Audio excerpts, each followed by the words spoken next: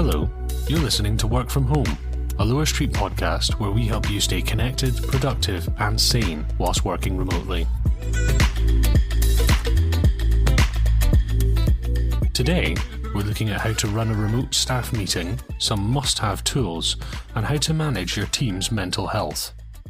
First up is an article on Coda.io by Wade Foster, who's the CEO of Zapeir, and he's talking about how he runs the remote staff meetings for Zapeir, and they're a 100% distributed team, and they have been for some time now, so they have some pretty interesting techniques.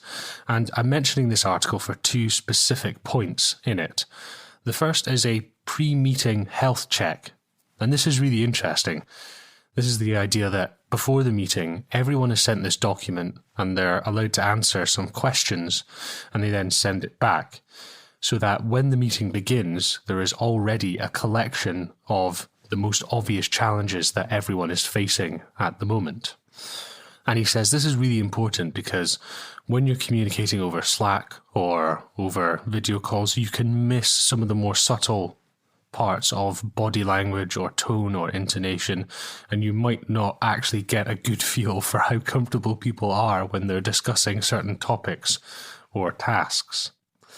And he also says that this pre-meeting health check has the added bonus of making everyone reflect before the meeting starts. So people have already started to think about the topics that they're going to be covering. The second interesting point from this article is the idea that they use crowdsourced agendas.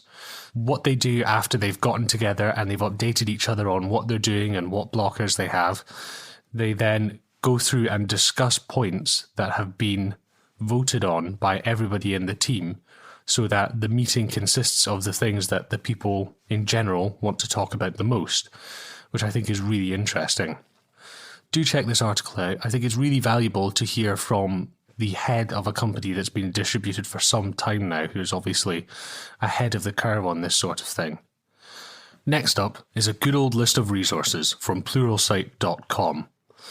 And it's always interesting to have a look at these and figure out what other people consider to be essential tools, because sometimes they are either things that you haven't heard before or things that you wouldn't consider to be essential. It's always interesting to get another point of view.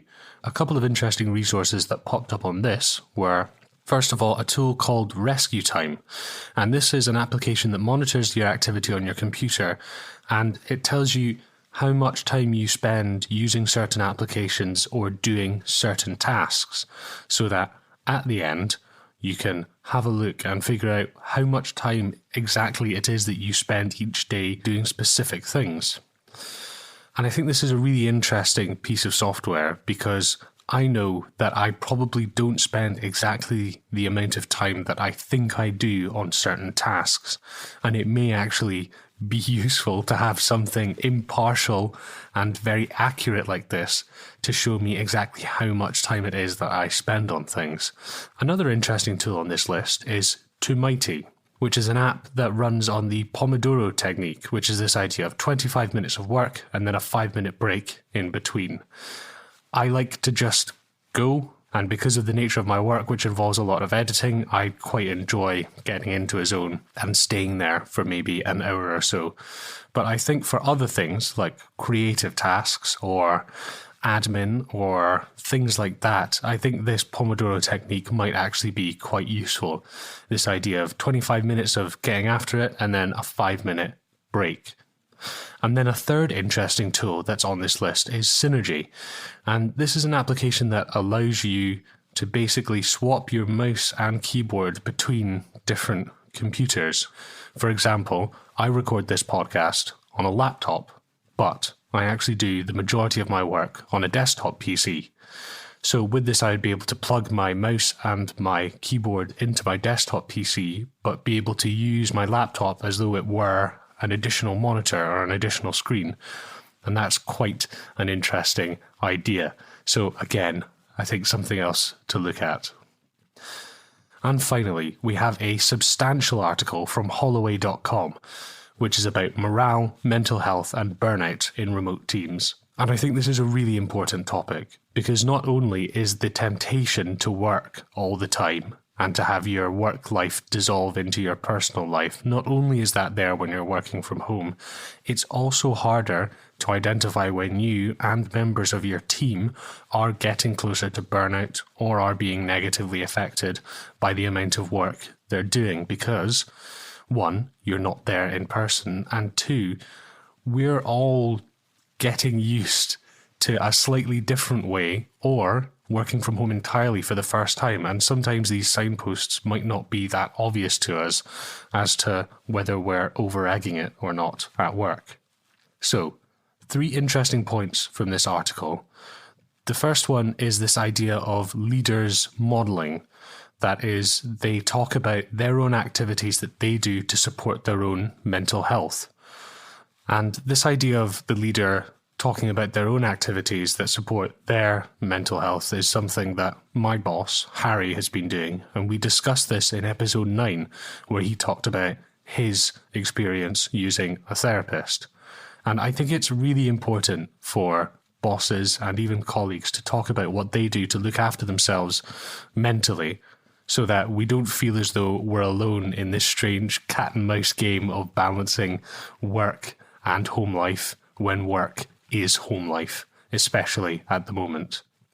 Another valuable part of this article is a table where they have burnout risk factors and burnout countermeasures. And it's pretty wordy, so I won't go into in detail at the moment, but basically it lays out several burnout risk factors. They include operational workload, control, reward, community, fairness, and a mismatch of values as all things that could lead towards burnout. And they also give some quick wins that you can use to combat that. And also, they talk about taking a minimum amount of vacation days.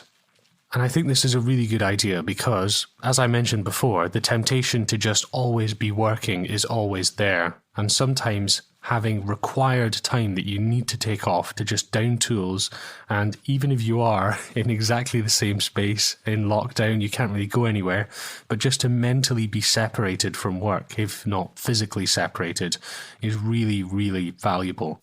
So we will have a link to this Holloway article and everything else we've talked about in the show notes. I think this is a really interesting resource, so do check it out.